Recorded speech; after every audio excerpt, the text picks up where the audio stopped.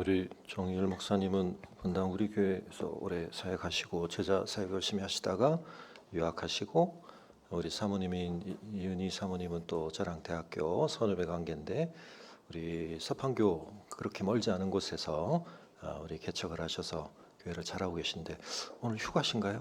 아, 그러시군요. 네, 미리 말씀해 주셨으면 네, 제가 설교를 안 할 수도 있었을 텐데. 감사합니다. 네. 시편 139편 우리 암송 선구에 교대한 이 시편을 우리가 다시 한번 더 깊이 묵상하고 있습니다. 크게 네 흐름으로 우리가 나누어 볼 때 1절에서 6절까지는 하나님께서 우리를 어떻게 이렇게 잘 아시나, 하나님의 아심에 대해서, 그리고 7절부터 12절까지는 하나님께서 우리의 삶의 어떤 영역, 공간적이든 상황적이든 그 모든 것들에 하나님께서 함께 하신다. 하나님의 편재하심이 단순한 신학적인 진술로서가 아니라 우리의 삶 속에 하나님께서 개입하시고 인도하시고 붙드시고, 그래서 그걸 저는 우리 지난주에 하나님께서 우리를 안고 계시다, 안아주시다, 그런 말씀을 함께 나누었는데요. 특별히 그것이 우리의 정체감과 관련하여서도 굉장히 중요하다. 그래서 우리 맥스 루케이드 목사님의 너는 특별하단다라는 그 책에 대단히 중요한 메시지. 그러나 이 세상 사람들도 한편 동일한 문제의식과 숙제는 가지고 있지만 내가 정말 중요한 존재, 가치 있는 존재라는 것을 확인받고 싶고 또 인정받고 싶은데 그것이 잘 되지 않는, 근데 그것이 우리의 삶의 많은 영역에서 연관되어서 또 다른 문제들을 파생시키는 그 어려움들 속에 있는데, 그것에 대한 궁극적인 답은 우리가 하나님의 시선, 또 하나님의 알아주심, 또 하나님의 안아주심 안에 있을 때 그것을 우리의 진정한 정체성으로 내재화하는 것을 통해서 가능하다. 근데 지난주에 마지막에 다시 한번 확인시켜 드렸지만 이 세상 사람들은 이 소중한 절대적 진리를 받아들이기보다는 자기들 수준에서의 필터링을 통해 그걸 왜곡시키고 있죠. 그래서 이 세상에 있는 최대한의 이 문제에 대한 해법과 인정 가능한 버전의 답은 남이 당신에게 뭐라고 말하는지에 대해서 너무 연연해하지 말고 신경 쓰지 말고 당신 자신이 자기 스스로의 가치를 결정하고 또 그것에 대해서 가장 중요한 권한을 가진 그런 사람으로 살아라라고 하는 것입니다. 근데 문제는 그것이 마음대로 잘 되지 않는다는 것. 내가 나 자신을 향해 나는 정말 소중한 존재야라고 말해주고 싶지만 그걸 말하는 걸 가로막는 경험들과 상처들이 우리 스스로의 의지와 결단만 가지고는 쉽게 극복이 되지도 않고, 주문처럼 그걸 많이 말한다고 해서 그 말에 권위가 실리지도 않는 것이 실제 우리의 문제이기 때문에 자기 세뇌적으로, 자기 암시적으로 그것을 계속해서 반복으로 되뇌인다는 것 자체가 우리에게 궁극적인 답이 되지 못하는 것입니다. 그래서 그것은 맥스 루케이드 목사님의 그 우화 속에 나오는 루시아처럼 엘리, 목수이신 우리를 지으신 하나님을 만남으로써, 그리고 그분의 시선과 그분의 평가가 진정 나 자신에 대한 정당한 자기 평가로 내재화될 때 가능한 것이다 하는 말씀을 드렸습니다. 사실은 우리가 앞서서 보았던 하나님이 우리를 어떻게 이렇게 잘 아시지? 우리의 삶의 모든 것은 어떻게 하나님의 인도하심과 붙들어 주심의 그 품 안에 있을 수밖에 없지라고 하는 것에 대한 더 근원적인 설명과 답이 오늘 본문 속에 담겨 있습니다. 하나님께서 나를 만드셨기 때문이다. 하나님의 창조주 되심, 내 온 존재와 삶은 하나님에 의해 빚어졌기 때문이다. 그것이 고백입니다.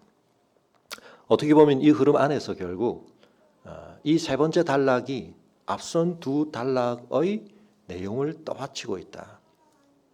그 내용이 정말 하나님 앞에서 감사하고 소중했다면 그것은 어떤 의미에서 이 진리에 대한 깨달음과 인정이 그 안에 있기 때문에 가능하다. 그렇게도 볼 수 있겠습니다.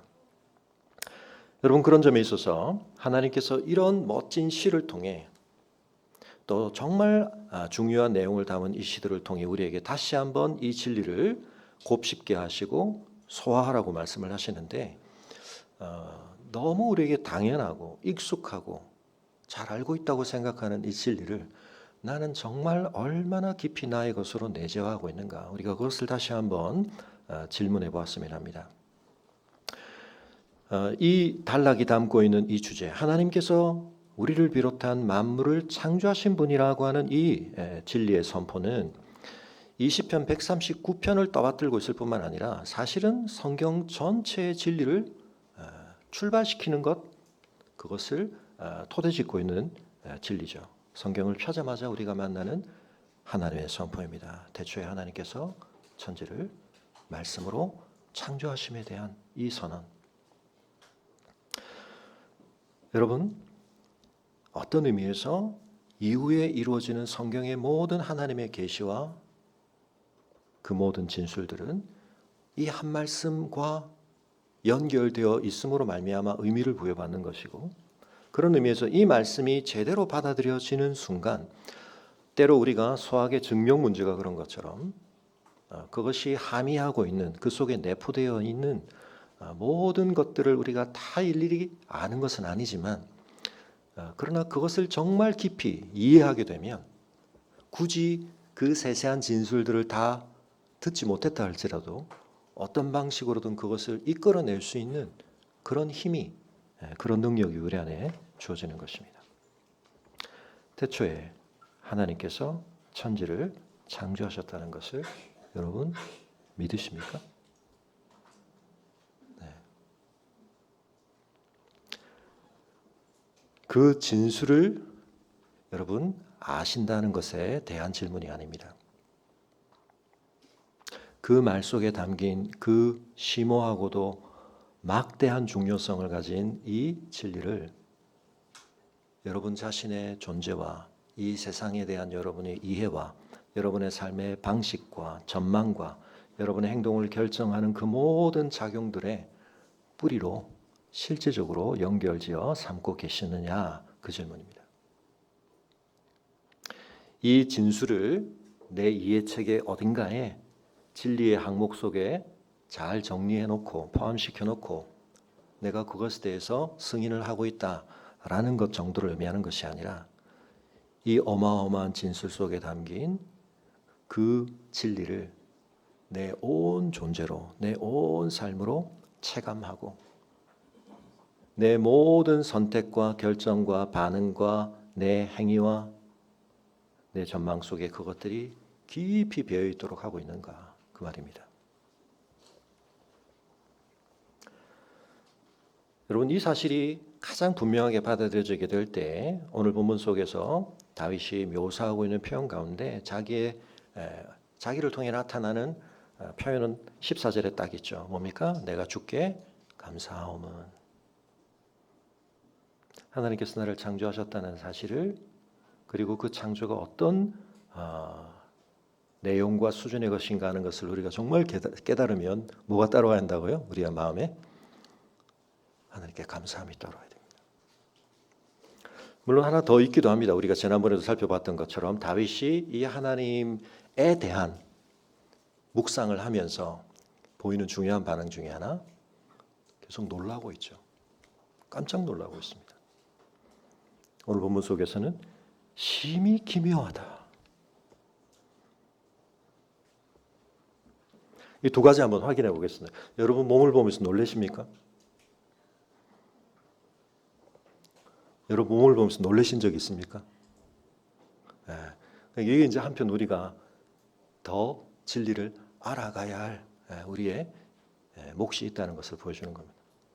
다윗은 하나님께서 창조하신 자신의 존재, 매우 실제적인 자기의 몸에 대한 이야기를 하고 있습니다. 몸에 대해서 뭘 느낀다고요? 그것이 심히 기묘함을 깨닫고 있습니다. 놀라고 있습니다. 자, 이전과 관련해서 제가 지난번에 잠깐 영상을 미리 보여드렸었는데 그때는 조금 다른 주제로 보여드렸지만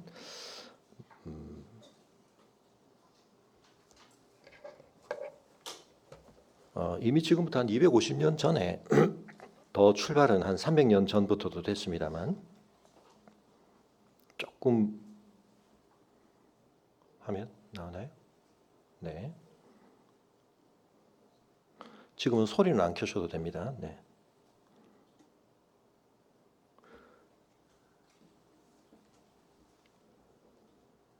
뭘 하고 있죠? 네, 인형이 글을 쓰고 있습니다. 오르간을 연주하고 있고, 그리고 이 친구는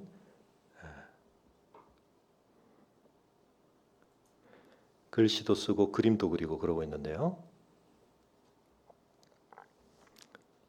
그 뒤를 열어보면 이런 어마어마한 약 6천여 개의 장치들이 아주 세밀하게 결합되어서 글을 쓰는 이런 행동을 하고 있다. 눈동자도 막 움직이고요. 네. 오르간 연주를 잘하고 있습니다. 자, 화면을 닫아주시고 자케 드로즈라고 하는 이 사람이, 물론 그 앞에 이제 복강송이라는 사람도 있습니다만, 이런 자동 인형, 자동 기계들을 막 만들 때 사람들이 굉장히 신기했겠죠. 네. 근데 왜 신기했을까요? 우리가 몸으로 구현하는 어떤 것을 명백하게 우리와는 차원이 다른 존재인데, 생명이 없는 존재인데 기계가 구현을 한다. 인간에게서 이루어지는 활동들 중에 글을 쓴다든지 그림을 그린다든지 악기를 연주하는 것은 굉장히 고차적인 활동이라고 생각을 했는데, 그걸 기계를 통해서도 구현할 수 있구나라는 것을 사람들이 보되 그걸 굉장히 정교하게 하고 있기 때문에 막 줄을 바꿔가면서 글을 쓰고 그림을 완성하고.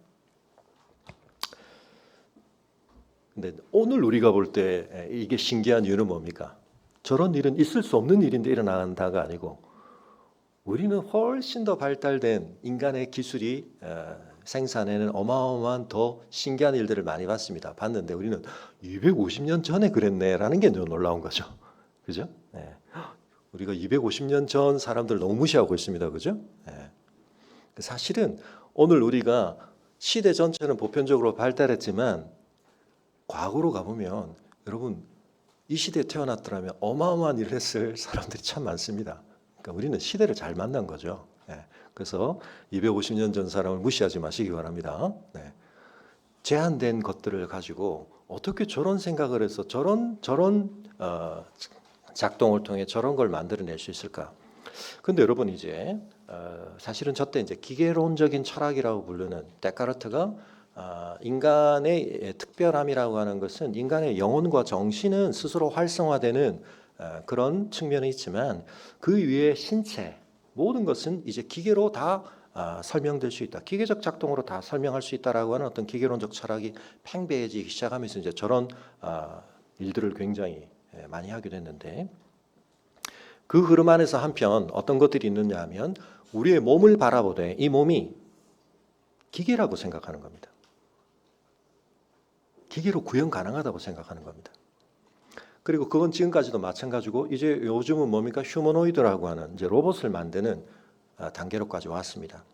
근데 지난번에 AI라든지 우리가 이런 부분들, 오히려 인간에게서 훨씬 더 고차적이라고 생각했던 정신에 의해서 또는 우리의 인지에 의해서 구현되어지는 것을 모사하거나 또는 그 능력을 훨씬 더 업그레이드된 버전으로 발휘하는 데 있어서 사실은 성취를 더 먼저 했습니다. 근데 훨씬 어려운 게 뭔가 하니까 우리의 몸을 구현하는 거였습니다. 한 10년 전만 해도 여러분, 이미 컴퓨터라든지 뭐 이런 것들은 엄청나게 발달해. 제일 어려운 게 뭐냐면 인간의 신체의 움직임을 그대로 구현하는 로봇을 만든다는 게 어마어마하게 힘든다는 걸 알게 됐습니다. 여러분, 저기에게도 보십시오. 꽤 수준 높은, 그냥 인형이 할 수는 없는, 스스로 움직여서 글을 쓰다니, 그림을 그리다니 굉장히 대단한 것 같지만, 그러나 엄연히 인간과 비교하면 너무나 낮은 수준의 활동이죠. 그러나 그 활동 하나를 가능하게 딱 그 행동만 반복 구현하는 겁니다. 그걸 위해서 저렇게 엄청난 부품들을 넣어서 어마어마한 조작을 해야 그거 하나를 계속 반복하는 겁니다. 매우 놀라운 것이긴 합니다. 근데 여러분, 우리 몸으로 되는 걸 기계로 구현하려고 하는 시도들을 통해서 깨달은 게 있어요. 그게 뭐냐면 점점 우리 몸이 얼마나 놀랍게 작동하고 있는지를 실감하게 된 겁니다. 사실은. 근데 그게 빨리 따라잡히겠지라고 생각했습니다.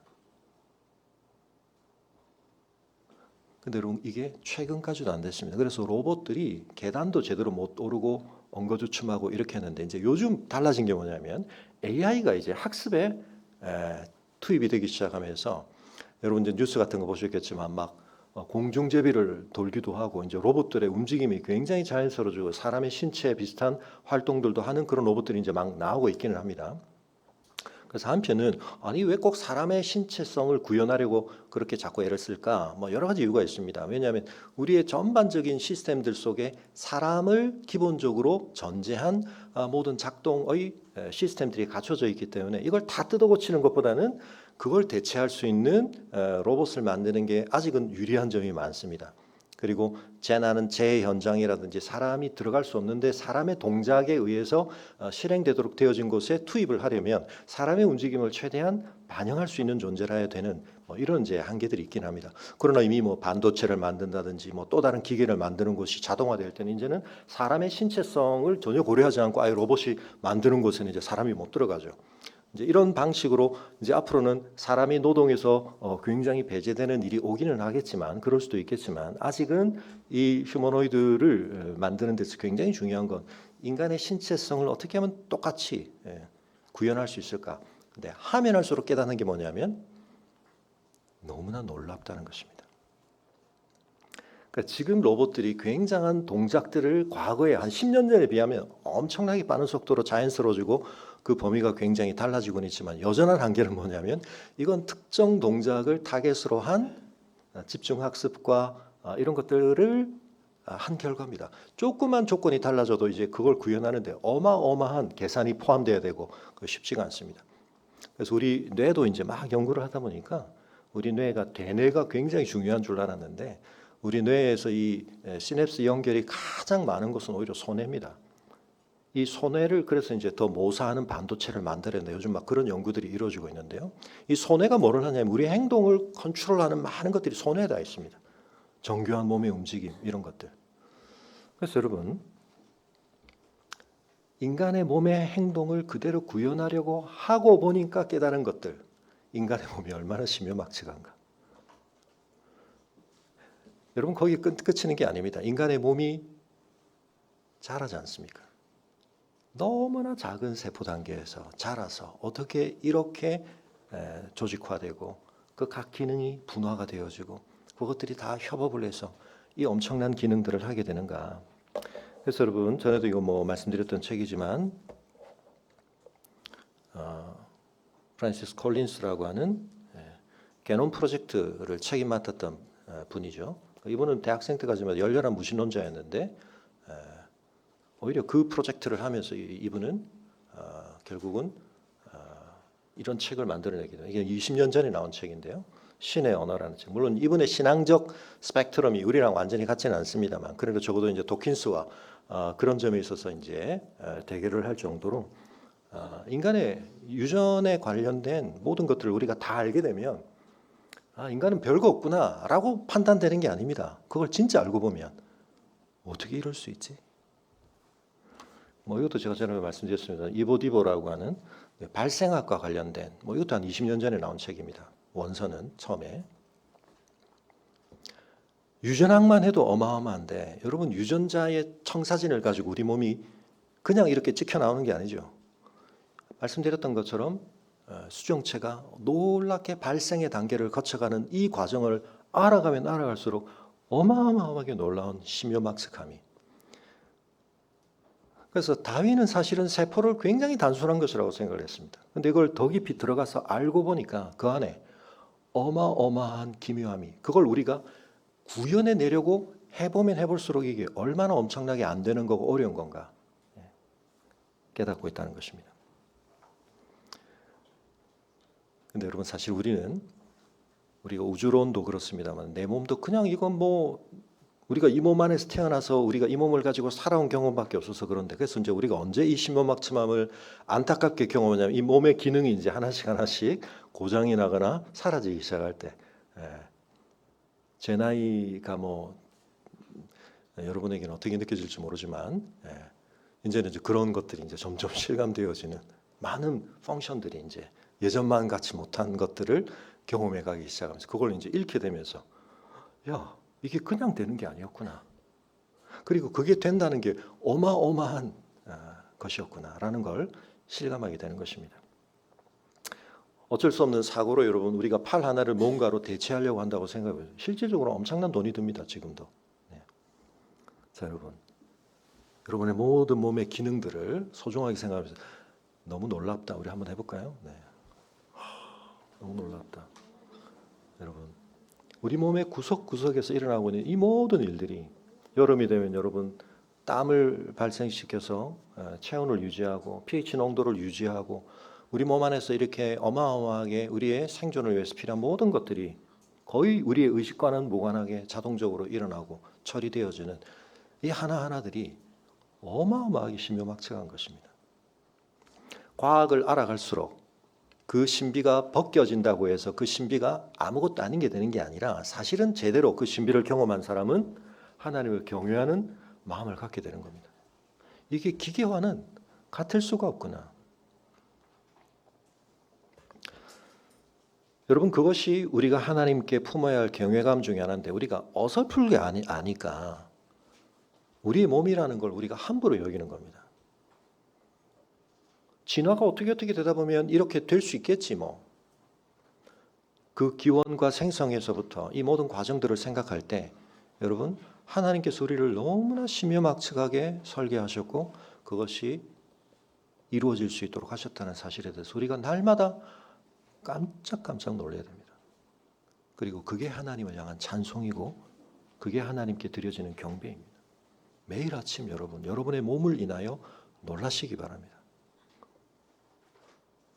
우리 몸 안에 일어나는 모든 작용 하나하나를 내가 자각할 때 먹어서 소화가 되고 배설이 이루어지고 우리의 몸에 복구가 이루어지고 우리의 몸의 어떤 기능들이 이렇게 놀랍게 일어나는 모든 하나하나들을 여러분 알면 알수록, 그래서 여러분 너무 이렇게 오락적인 것만 보지 마시고 다큐멘터리 이런 것 중에 우리 인체와 관련돼서 요즘 좋은 다큐멘터리 굉장히 많습니다. 그런 거 보시면서 놀랍구나 이런 것들을 좀 느껴보실 수 있기를 바랍니다. 여러분, 그런데 그것의 기능에 있어서만이 그런 것이 아니라 이 모든 것들을 만드신 하나님께서 우리를 그와 같이 신묘막측하게 만드실 때 하나님께서 17절에 말하듯이 우리를 향하여 품으신 생각의 깊이와 그 성격이 드러나 있는 겁니다. 어떻죠? 우리를 보배롭게 여기신다는 것.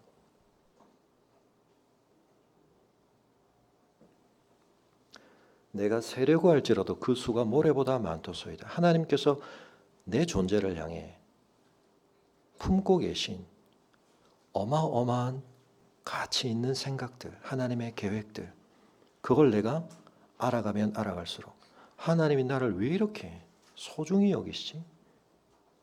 나를 귀하게 대하시지? 나를 값지게 보시지? 여러분, 그걸 깨달을 때 그게 너무나 놀랍다.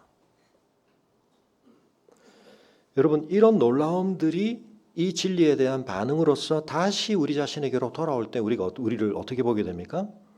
하찮게 볼 수가 없죠. 무가치하게 볼 수가 없습니다. 나는 너무 소중한 존재구나. 난 너무 가치 있는 존재구나. 펀치넬로처럼 웹믹들처럼 서로가 상대적인 비교를 하면서 별것도 아닌 것 가지고 뭘 더했다고 금빛 별표 붙여주고 뭘 그걸 좀 못했다고 잿빛 점표 붙여주면서 그 시스템 속에 우리가 갇혀서 그 게임에 몰두하다 보면 거기서 상대적인 비교 속에서 내가 좀 나아 보이면 우월감에 빠졌다가 좀 그렇지 못하면 열등감으로 추락을 했다가 롤러코스터를 타는 겁니다. 우리가 그렇게 살 일이 아니다. 하나님 앞에서 변함없는, 누구도 빼앗아갈 수도 흔들 수도 없는 내 존재 가치에 대한 확실한 답을 가지고 우리의 삶을 살아가야 하는 것입니다. 하나님께서 내 내장을 지으셨고 나의 모태에서 나를 만드셨는데 앞서 흑암에 대한 고백이 있었는데 사실은 우리의 성경 안에서의 그 흑암 중에서도 사실은 우리에게 가려워진 영역이죠. 근데 우리에게는 굉장히 중요한 영역, 모태에서 우리가 조성되어지는 그런 상태에 대한 것들 연결이 됩니다. 물론 오늘날은 기술이 발달해서 어떻습니까? 3D로 봅니다. 아이들을 이제는 초음파로 보는 정도가 아니죠. 아이의 존재를 아는 정도가 아니라 초음파로 이제는 막 입체적으로 봅니다. 그러니까 이 말씀이 무색해진 겁니까?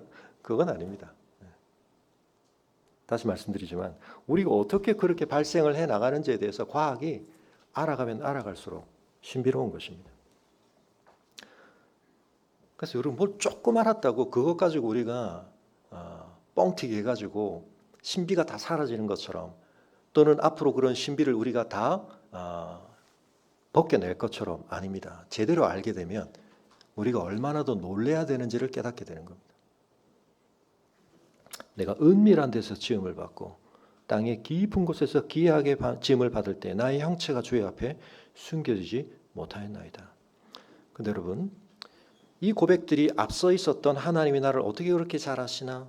내가 어떤 상황, 어떤 형편에 있더라도 왜 하나님의 인도하심과 붙들어 주심으로부터 내가 제외되거나 벗어나 있다고 말할 수 없고 나는 그것을 기대할 수 있나? 이 모든 것들이 다 연결되어 다시 담겨 있습니다. 여러분 하나님이 언제부터 우리를 보셨다고요? 16절에 내 형질이 이루어지기 전에. 그래서 앞서 있었던 하나님이 나를 아시되 내 뭐도 아신다 그랬습니까? 내가 아직 내 혀의 말로 내 생각을 구체화하기도 전에 자각하기도 전에 한편은 여러분 더 어마어마한 것은 이 형질이라고 하는 우리의 존재의 가장 기본적인 어떤 상태들이 조성되어 서로 연결되어 생성되어 그것이 하나의 실체로서 이루어지기도 전에 주는 우리를 보셨다.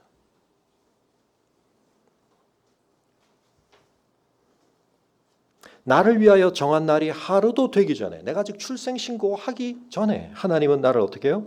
주의 책에 다 기록을 하셨다. 기록한다는 것은 우리에게 있어서도 훨씬 더 그것을 분명하게 고정하는 것입니다. 말보다 기록이 훨씬 더 오래 갑니다. 확정적입니다. 여러분 그래서 이 고백들은 우리의 삶에 있어서 하나님이 어떤 분이신가에 대한 고백이기도 하지만 제가 이 본문들을 장례식 때 자주 언급을 드리죠. 왜 그렇습니까? 여러분 장례식 때 가장 힘든 두 시간이 있는데 첫째는 이제 고인과 이 땅에서 마지막 살아생전의 모습을 대하는 입관식 때 우리 유족들이 참 많이 힘듭니다. 그리고 또 한 번은 이제 거의 대부분 요즘 매장을 하러 화장을 하시기 때문에 화장터에서 이제 화구에 들어가시게 되고 그리고 이제 그 화구에서 한 1시간 반 이상 지나고 난 다음 이제 유골을 이제 분골을 해서 이제 받게 되는 그때. 왜? 우리가 알아왔던 비록 병으로 몸이 많이 쇠약해지시고 우리가 살아생전 알았던 모습 가운데서는 가장 초췌해지시고 또 심각하게 더 훼손되신 모습이었을 망정 그 모습과도 너무나 현격하게 형태와 크기와 상태가 달라진 모습으로 우리가 그분의 첫 창조에 속한 마지막을 받아야 되는 여러분 요만한 단지 안에 들어가도 거기도 가득 채워지지도 않습니다. 다 가루로 분골해서 담으면 요 정도 하나의 그냥 종이 안에 담기게 되는 가루로 우리가 이제 변화된 모습 동일성이 우리가 이제 이어지지가 않죠. 근데 제가 이제 장례식 때 자주 말씀을 드리지만 사실은 우리의 아이덴티티라는 것과 관련해서 몸이라는 것이 참 중요합니다. 그래서 우리가 자칫 영지주의적으로 우리의 몸은 영혼의 감옥이고 몸은 중요하지 않다. 그렇지 않습니다. 첫 창조에 속한 이 몸을 하나님이 신묘막측하게 지으셨습니다. 이 몸은 너무 중요한 겁니다. 그러나 우리의 죄로 말미암아 우리가 죽음에 이르게 되는데 그 죽음을 통하여서 우리는 이 몸이 어떤 의미에서는 깨어지는 것을 그리고 우리의 영혼은 그 몸을 벗는 과정을 겪게 됩니다. 그럼 우리의 아이덴티티는 어떻게 되는 겁니까? 이제 기계론적 철학이라든지 유물론적 철학에 더 많은 영향을 받고 있는 오늘 시대의 관점에서는 그래서 죽으면 사람은 끝이라고 생각을 하기 쉽습니다. 그러나 그렇지는 않습니다. 그리고 우리가 살아있는 상태에서도 길어야 6년에서 7년 우리의 몸을 구성하고 있던 성분은 원소 하나에 이르기까지 다 계속 교체가 돼갑니다. 제가 한 6년, 7년 전에 제 몸에 가지고 있던 성분은 지금 제 몸 안에 없습니다. 그러니까 물질주의적으로, 물리주의적으로 저의 아이덴티티가 유지되는 건 아니죠. 어떤 골격, 어떤 그 구조적 동일성은 좀 유지되어 가지만 물론 이제 급격하게 체중을 뺀다거나 뭐 다른 걸 하면 좀 달라질 수는 있겠습니다만, 근데 우리의 신체가 굉장히 중요하지만 여러분 이 신체 안에 우리의 모든 아이덴티티가 다 담기는 건 아닙니다. 이 신체와 우리의 영혼이 또는 우리의 정신이 우리의 마음이 분리 불가능하게 매우 긴밀히 연결되어 있지만, 그래서 우리는 이게 깨어지는 것을 경험하게 될 때 그걸 받아들이기가 너무 어려운 겁니다. 그러나 여러분 이 말씀을 우리가 거꾸로 시간을 적용해 보면 그 신체가 그렇게 변화되었다고 해서 그 존재가 사라진 것이 아닌 이유, 우리가 감지할 수 있고 우리가 함께 경험해왔던 감각적 확인 방식의 동일성이 유지되지 않는 상태가 되었다고 해서 그 존재 자체가 사라진 것이 아니라고 우리가 어떻게 말할 수 있습니까? 우리가 죽음을 통해 그 상태가 되기 전 되는 것, 그것과 매우 유사한 게 뭐죠? 아직 이 형질을 우리가 갖기 전 우리의 존재 상태, 하나님은 그걸 아신다는 거거든요. 그러면 우리가 죽고 난 뒤에도 하나님은 우리를 동일하게 아시는 겁니다. 우리는 성형만 너무 심각하게 우리가 잘못해도 우리 서로 못 알아봅니다. 그죠? 그렇지만 우리가 페이스 오프 하지 않아도 우리가 서로 몰라볼 수 있지만 하나님은 그러지 않으십니다. 여러분 그 점과 관련해서 제가 조금 외람된 이제 비유이기는 한데요. 근데 이제 요즘 그런 영화들, 소설들 뭐 이미 많이 나와 있죠. 그래서 제가 이제 약간 그런 비유를 들기도 합니다만, 제 손 안에 있는 이 핸드폰이 고장이 나거나 파손이 되거나 그러면 옛날 같으면 어떻습니까? 우리가 그걸 굉장히 안타깝게 여기는 중요한 이유 중에 하나는 이 기계 자체를 더 이상 쓸 수 없다는 것도 있지만, 이 기계 안에서 우리가 갖게 된 수많은 정보들, 데이터들, 이 안에는 사진도 저장되어 있고 동영상도 있고 수많은 문서들도 있고 주고받은 카톡도 있고 엄청나게 다양한 데이터를 이제 우리가 같이 이뤄야 되기 때문에 굉장히 힘들었던 거죠. 요즘은 어떻습니까? 물론 어떤 이제 서비스, 클라우드 서비스를 이용하셨을 경우에 훨씬 더 그게 이제 보존율이 높으시겠지만, 이 기계 자체가 액정은 깨져서 화면은 구현은 안 되지만 이 안에 든 정보를 고스란히 새 기계에 넘길 수가 있습니다. 훨씬 더 업그레이드된 좋은 버전의 것에 얘를 그대로, 물론 이 기계 자체에 대한 물질적 애정은 있으실지 모르지만 거의 불편함 없이 그대로 일로 다 옮겨갑니다. 그럼 어떻게 되죠? 훨씬 더 좋아진 성능을 가지고 우리는 그것을 그대로 구현할 수가 있습니다. 우리 첫 창조에 속한 몸을 벗은 상태, 이게 우리가 하나님 나라에서 누릴 수 있는 천국의 마지막 상태는 아닙니다. 그래서 고린도서 5장 4절에서 뭐라고 말합니까? 우리는 벗은 자로 발견되기를 원하지 않는다. 그래서 우리는 뭘 기다립니까? 주님의 재림을 통하여 우리가 부활의 몸을 덧입기를 바라는 겁니다. 고린도서 5장 4절에 참으로 이 장막에 있는 우리가 짐짓는 것 같이 탄식하는 것은 벗고자 함이 아니요, 영주주의처럼 우리가 영혼이 육체의 감옥에 갇혀 있으니까 이걸 빨리 벗어야 돼, 소크라테스처럼 그렇게 생각하고 마는 게 아니라 우리는 덧입고자 합니다.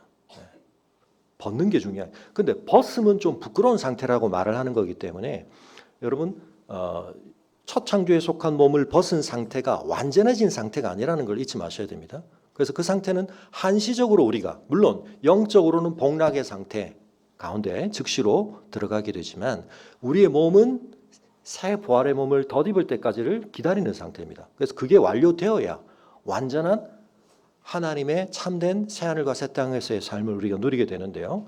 그때가 되어야 죽을 것이 생명에 삼킨 바 되게 하려 하는 것이라.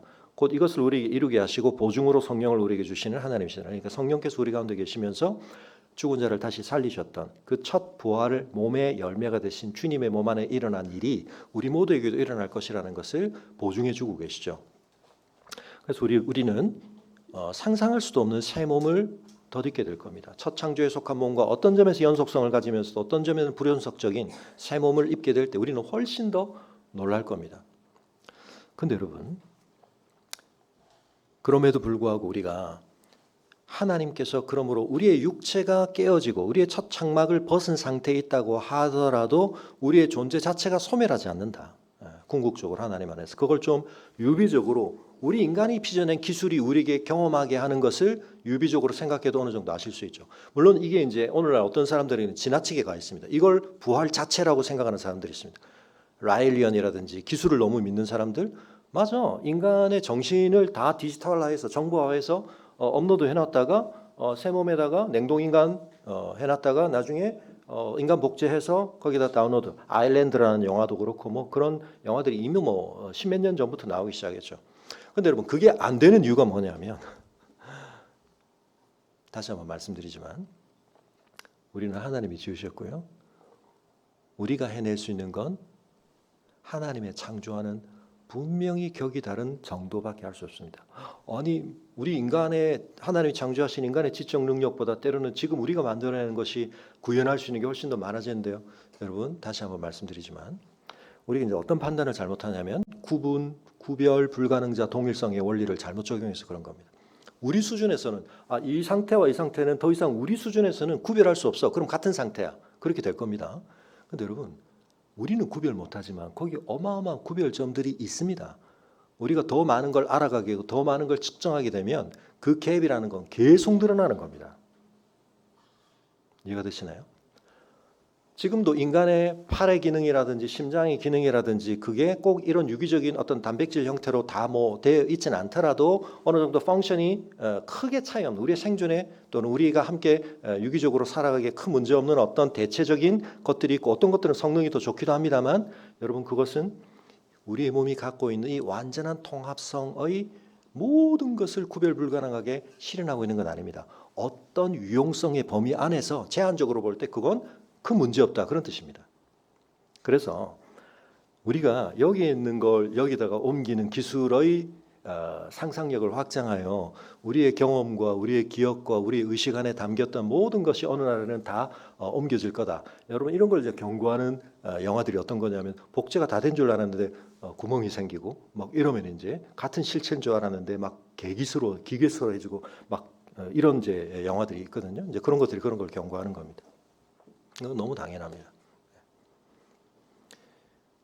우리의 고유성은 영원히 대체되지 않습니다. 여러분 그런 점과 관련해서 나의 존재가 하나님의 창조의 결과물로서 얼마나 신묘막측하며 얼마나 놀라운 것이며 그 속에 하나님의 어마어마한 선하신 의도와 계획이 깃들어 있는가라고 하는 것을 우리가 깊이 알지 못한 채 우리가 살아가면서 웬믹들끼리 같은 사람들끼리 서로에 대해서 평가하고 서로에 대해서 가치 매기면서 주고받은 어떤 것에 영향을 받아서 하나님이 우리에게 부여하신 그 가치와 비견될 수 없는 어떤 것에 우리가 더 가중치를 두어서 나는 살 가치가 없는 사람이야. 난 쓸모없는 사람이야. 여러분 절대 그렇게 하는 게 뭐죠? 하나님을 멸시하는 것입니다. 이번 주 우리가 이사야 큐티에서 보지만 여러분 이스라엘 백성들이 뭐라고 말합니까? 창조주 하나님께서 토기장이시라면 자기들은 질그릇의 한 조각에 불과한데 뭐라고 말한다고요? 자기를 지으신 이와 더불어 다툴진대 화 있을진저 진흙이 토기장에게 너는 무엇을 만드느냐 또 네가 만드는 것이 그는 손이 없다 말할 수 있겠느냐 이걸 뭐에 비유하냐면 아버지에게 네가 만약 무엇을 낳았소? 라고 묻고 어머니에게는 무엇을 낳으려고 해산의 수고를 하였소? 라고 묻는 자는 화 있을진저 이런 자식은 화 있을 자식이죠. 부모님에 대해서 당신 뭐 낳았소? 너 낳았지. 뭘 낳으려고 그렇게 해산의 고통을 했소? 너 낳으려고 그랬지. 여러분 그래서 창조주 하나님께서 우리에게 주신 계명 가운데 부모 공경이 굉장히 중요한 의미를 갖는 이유는 하나님의 창조주심을 모르는 유교적 세계관이나 이런 관점에서 이제 부모가 자식에게 생명을 준 거기 때문에 그 근원적인 가치를 이제 부모에게 부여를 하는 거지 않습니까? 그죠? 그래서 부모에 대해서 어마어마한 공경심을 갖도록 하는 것인데 그래서 다른 무슨 윤리니 교육이니 다 필요 없고 무슨 성취니 다 필요 없고 부모한테 딱 하는 걸 보면 그 사람에 대해서 다 할 수 있다. 유교가 그런 판단을 하는 것은 굉장히 중요합니다.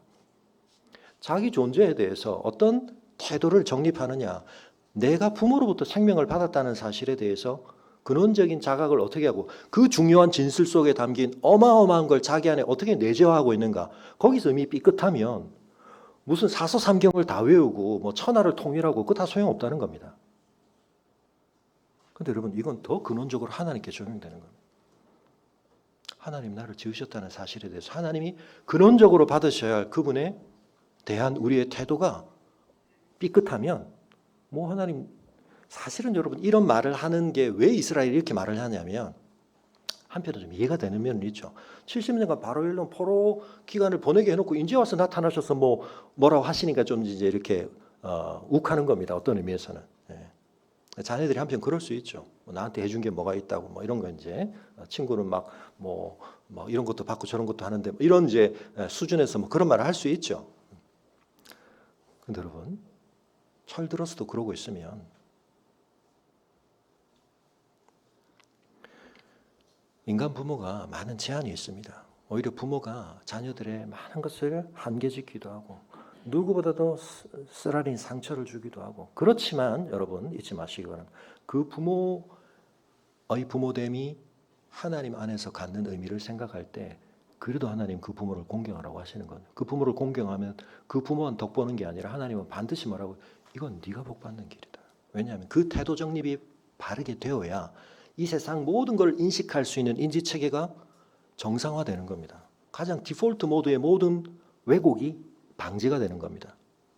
그건 하나님께 대해서 더 마찬가지입니다. 하나님의 창조주 되신과 관련하여서 가장 근본적으로 우리의 인지와 태도 정립이 감사함으로 신묘막측하신 그 지으심 앞에서의 우리의 경외감으로 세팅이 튜닝이 되지 않으면 다른 것 거기에 아무리 얹어봐야 오작동나게 되어 있습니다. 오히려 그걸 가지고 훨씬 좋은 펑션을 해봐야 그거 가지고 자기도 망하고 남도 망하는 겁니다.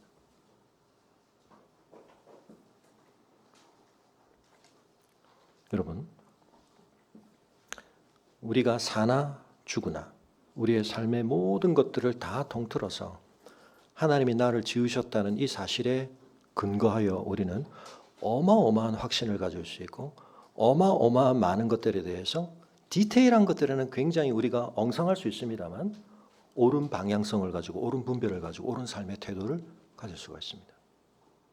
그런데 이게 살짝 잘못되어 있으면 당장은 별 문제 없는 것 같지만 결국 그 위에 쌓은 모든 것이 반석 위에 지은 집이 아니기 때문에 허물어지는 겁니다. 사랑하는 자녀 여러분, 우리가 뭐 꼭 어버이날만 그래서는 안 됩니다. 우리 부모님 옆에 있는 부모님을 바라볼 때 어떤 시선으로 바라봐야 됩니까? 공경의 마음을 가지고, 공경의 마음을 가지고. 자, 한번 바라보세요. 네. 흘겨보지 말고. 네. 공경의 마음. 공경이라는 것과 굉장히 중요한 건 감탄, 놀라워야 돼. 그렇게 놀라워야 돼. 그리고 여러분 자신을 어떻게 바라봐야 돼요? 놀라면서 매일 봐야 돼요. 거울 앞에 있는 나를 볼 때마다 과학이 밝혀내어지는 정보를 추가하면 추가할수록 더 그렇게 되겠지만 여러분 그 모든 걸 가지고 우리가 하나님에 대해서 무슨 마음을 가져야 됩니까? 하나님이 나를 얼마나 소중히 여기시나. 그리고 심지어는 우리의 죽음이 이 신묘막측하게 지음받은 우리의 몸을 해체시키고 우리의 몸을 무화시키는 것처럼 보일지라도 그것에 의해서 우리를 향하여 우리의 형질이 이루어지기도 전에 우리의 나는 날이 아직 기록되어지기도 전에 우리의 존재를 우리의 생명을 우리를 향한 당신의 뜻을 책에 기록하시고 보신 하나님의 인식을 아무도 뒤바꿀 수가 없기 때문에 우리는 그 하나님의 아심 안에서 보존되는 겁니다. 비유적으로 말하면 얘가 사라져도 클라우드에는 얘를 다시 완전한 기능으로 복구시킬. 근데 사실은 이제 거기 비유 한계가 있죠. 클라우드에는 과거의 것만 들어가 있지만 하나님 안에서는 우리의 육체적 죽음 안에서도 우리가 모아되지 않기 때문에 지난번에 말씀드렸던 것은 하나님 그래서 나는 아브라함의 하나님, 이삭의 하나님, 야곱의 하나님이었다가 아니라 이다. 이미 죽은 모세와 엘리야가 주님의 변화산 안에 같이 커튼콜을 받고 나타날 수 있는 겁니다. 하나님의 아심 안에서 하나님의 그 인식적 붙들어 주심 안에서 이게 이제 우리에게는 굉장히 모호하고 희미했지만 우리가 만들어낸 기술을 가지고 번역이 어느 정도 되시죠. 클라우드 안에 있다고요. 클라우드 안에. 물리적으로 존재하지 않지만 클라우드 안에 정보적으로 데이터적으로 있으면 다운로드 받으면 그대로 있는 겁니다. 다만 그것보다 훨씬 비교할 수 없이 높은 수준의 생성 과정 속에 하나님께서 가지고 계시는 겁니다. 그래서 여러분 우리의 아이덴티티라는 건 우리의 정체성이라는 건 하나님의 아심 속에 확보되어 있는 겁니다. 그 하나님의 아심의 클라우드를 아무도 해킹할 수도 없고 침범할 수도 없습니다. 거기 내가 간직되어 있는 겁니다.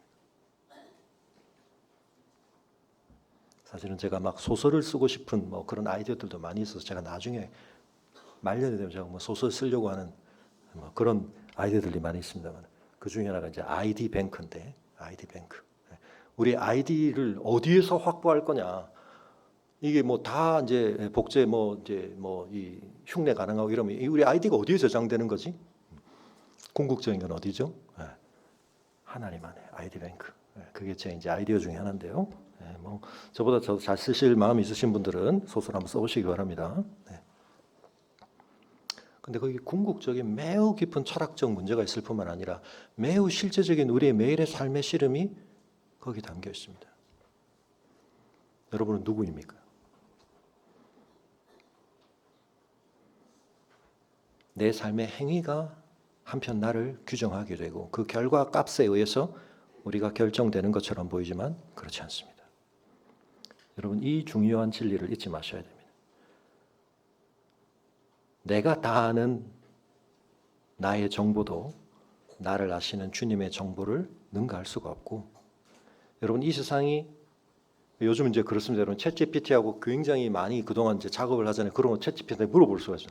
나는 어떤 사람인 것 같아? 그럼 챗GPT가 굉장히 많은 분석을 해줍니다. 당신은 이런 성향인 것 같고 이런 장점이 있는 것 같고 막 앞으로는 이제 그런 수많은 데이터들을 가지고 우리가 챗GPT를 통해서 나의 아이덴티티에 대한 점검을 받고 뭐 이렇게 될지 모르겠어요. 앞으로 이제 인터뷰도 우리가 이제 챗GPT랑 하고 이 AI가 우리를 평가하고 뭐 이렇게 될 가능성이 많지만 잊지 말아야 됩니다. 우리에 대한 궁극적인 알은 하나님이 가지고 계시다. 나에 대한 나의 알미 균열되어지고 나에 대한 나의 인식이 와해되는 것처럼 여겨질 때 우리가 우울증을 경험할 수도 있고 때로는 내 존재에 대해서 너무나 바닥을 치는 그런 낙심을 경험할 수도 있지만 흑암이 나를 덮는 것처럼 보일 수 있지만 하나님은 나를 알고 계십니다. 여러분 이 사실이 오늘 우리에게 더더욱 너무너무 중요합니다. 하나님이 나를 지으셨다는 사실, 그 하나님의 심히 기묘하심이 내 세포 하나하나, 내 신경 연결 하나하나 속에 여러분 깃들어 있기 때문에 우리가 매일 내 몸을 경험하며 하나님을 찬양해야 할 뿐만 아니라 그 몸으로 이루어지는 우리의 모든 활동 속에서 하나님을 찬양하되 중요한 것은 우리를 향하여 품으신 그 하나님의 놀라우신 보비로우신 생각이 얼마나 나를 향해 가치 있는지를 우리가 깨닫는 자로서 그 하나님께서 나를 이미 지으셨을 뿐만 아니라 그리고 궁극적으로 부활의 새 몸으로 지으실 뿐만 아니라 지금도 나를 빚어가고 계시다. 우리가 그 사실에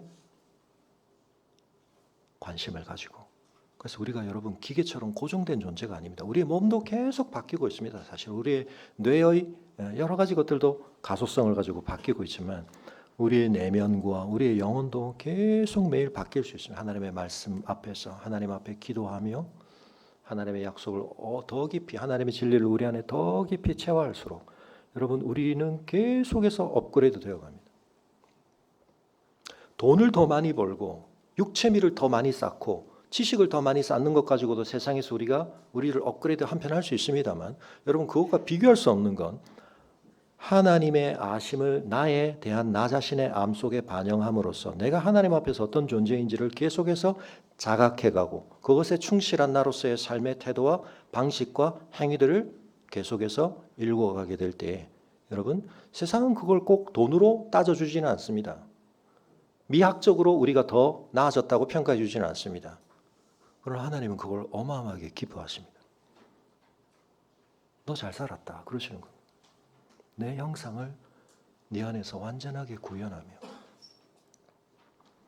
여러분 이것들이 고대 또는 중세 우리의 교부들 또는 우리가 굉장히 부정적으로만 생각하지만 수도원에서 하나님 앞에 굉장히 깊은 영성을 추구했던 사람들이 가졌던 영광스러운 동력이자 기쁨입니다. 오늘 우리가 너무 많이 잃어버리고 있습니다.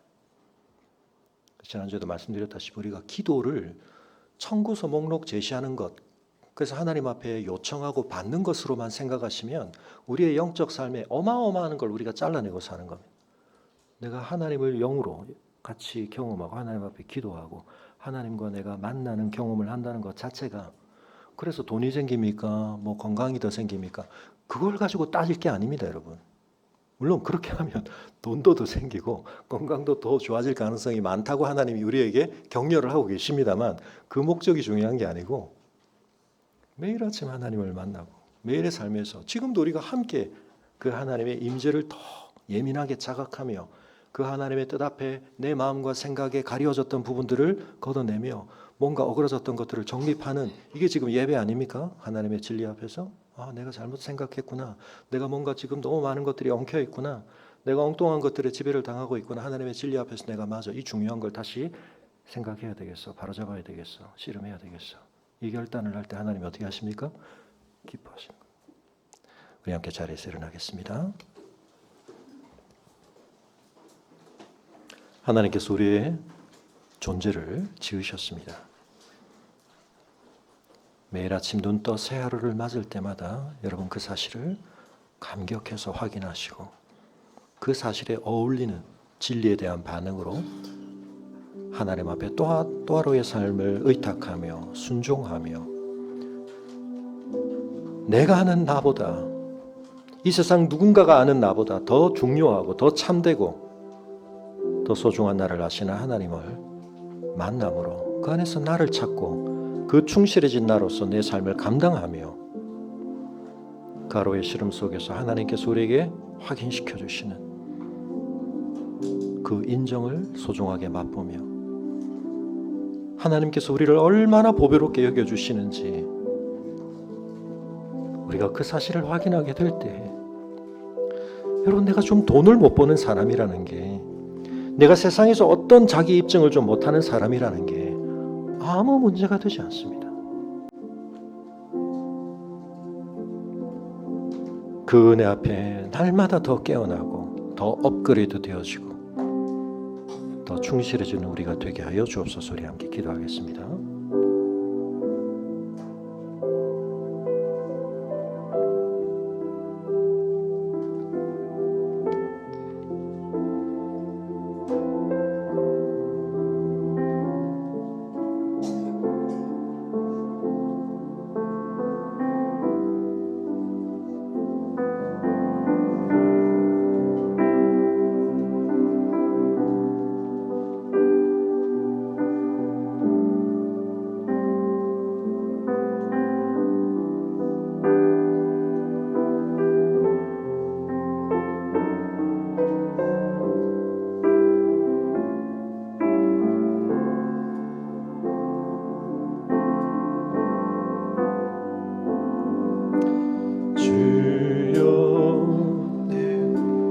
내 눈을 여소서 지금 주의 법 보도록 나는 땅에 객이 되어 싸우니 주의 법 숨기지 마소서. 나로